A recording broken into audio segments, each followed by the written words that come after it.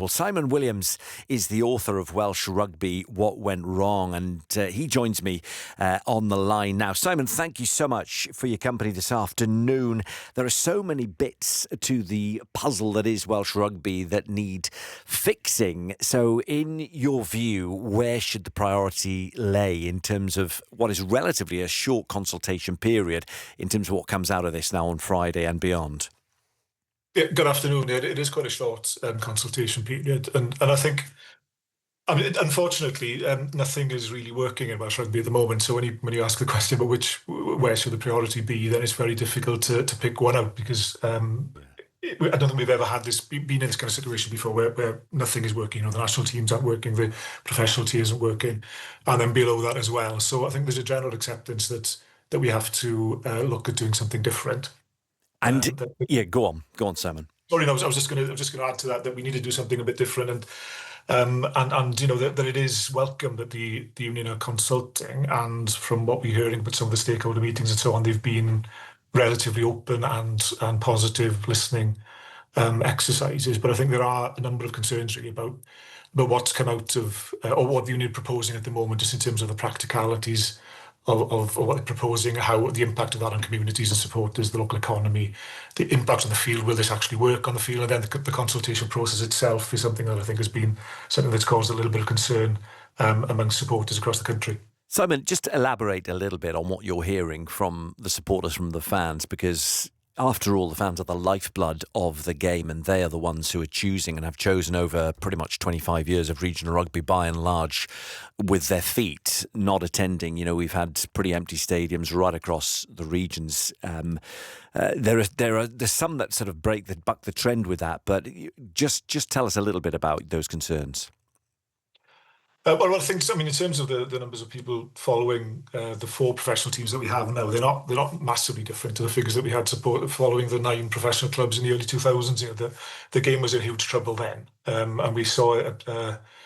It temporarily, but it lasted for about 15 years, uplift in performances and attendances. But in terms of what the fans are saying at the moment, I'm part of the Gwladrugby website, and we've run a consultation or a survey with supporters, and we've had about 1,300 responses. We're crunching through that at the moment, but other fans groups have done as well. And I think there's a general feeling that the fans are being kind of underappreciated in all of this. That what we have at the moment are 4 clubs that have a long history. They bring in history of the pre-regional teams as well, and they're embedded in their communities. So the proposal that the union has sees 2 new clubs being co-located at a central campus somewhere.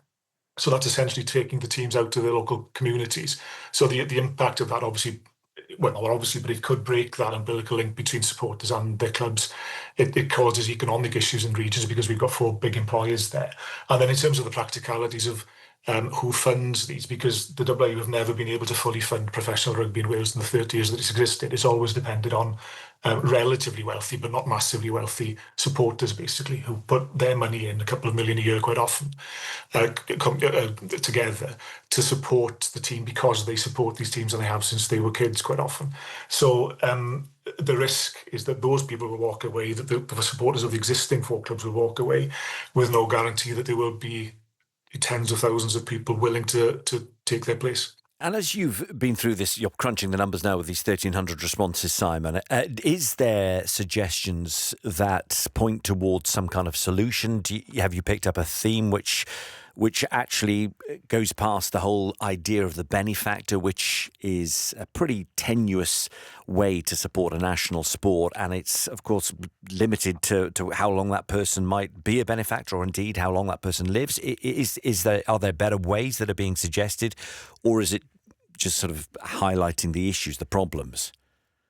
Well, I think it highlights the issues and the problems, but in terms of the benefactors, the role of the benefactors, then that the union tried under a previous administration to try to reduce the dependency on benefactors and to make the game more sustainable. This was under Gareth Davis and Martin Phillips about 7 or 8 years ago. And ultimately COVID happened and that model couldn't stand. But I think the issue that we have is that, as I said a little bit earlier, that the union has never been able to fund a fully professional game from its own coffers, and it doesn't intend to do that now. So the model that it has still requires benefactors to put in £70 million over 5 years into the two clubs that it proposes. That's down from the 40 million plus that they were looking at for the four clubs under the rugby agreement that the Dragons and Cardiff signed a few months ago. But the game is entirely reliant here because we're a relatively poor country compared to a number of other rugby nations or the major rugby nations.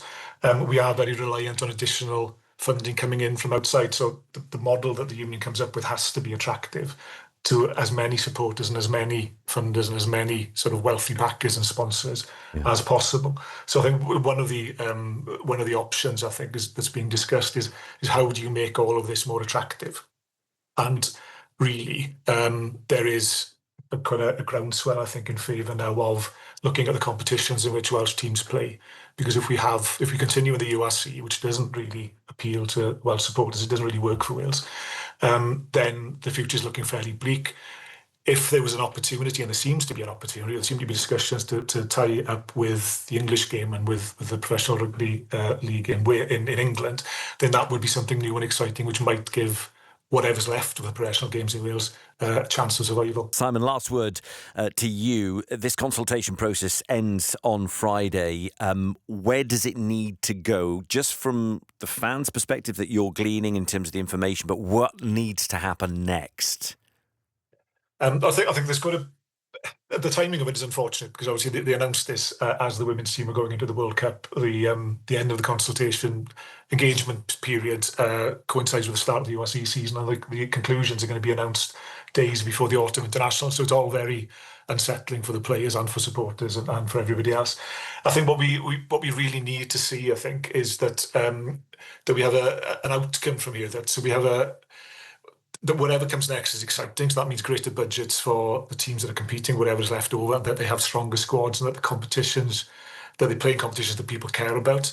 But then that has to be based on clear rationale, on robust data, and taking on board the responses. There have been concerns about some of the data that's contained in some of the consultation documents that are not entirely accurate or lacking in a bit of context sometimes. So I think it needs to be that. It needs to be robust and clear, and it needs to listen to people. And the signs or the noises coming out of Dave Reddin's team and others at the union seem to suggest that they are listening and they are thinking about alternatives to the two models. So we can only hope that they take that on board and come up with something that, as David Dylan was saying there, that people will get excited about and people will get passionate about, and then we can fight our way back towards the top of the world game. Simon, very, very quickly before I let you go, do you think there needs to be much more consultation? Is that something that might come out of this 4-week period? It's a bit of a poison chalice, isn't it? Because yes, the consultation needs to be robust and come up with a decent outcome. But what we can't really have is uncertainty. We've been in this position for a number of years. The union have published their strategy, the One Wales strategy, over 18 months ago now, and they haven't been able to tie that off because of the issues around the men's game, professional game mainly. Yeah. So dragging the thing on would not be ideal, but of course, we don't want to rush into something that has, as Di was saying there, far-reaching consequences for the game in Wales and for Wales as a rugby nation, without having thought it through properly. So I just hope that they manage to take the time to come up with a robust decision that takes the game forward here. Yeah, Simon, thank you so much for your time. Simon Williams, the author of Welsh Rugby, What Went Wrong, and former Welsh scrum half, Di Llewellyn.